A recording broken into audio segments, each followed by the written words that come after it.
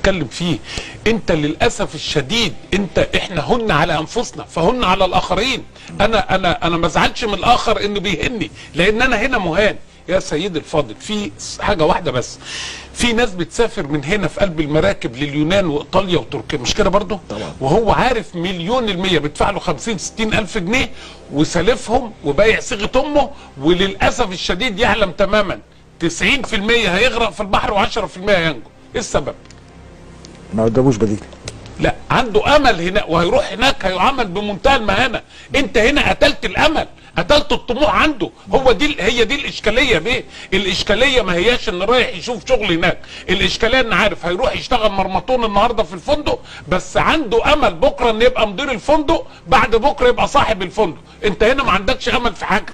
الاشكاليه ما هياش ان رايح يشوف شغل هناك، الاشكاليه ان عارف هيروح يشتغل مرمطون النهارده في الفندق، بس عنده امل بكره ان يبقى مدير الفندق، بعد بكره يبقى صاحب الفندق. انت هنا ما عندكش امل في حاجه.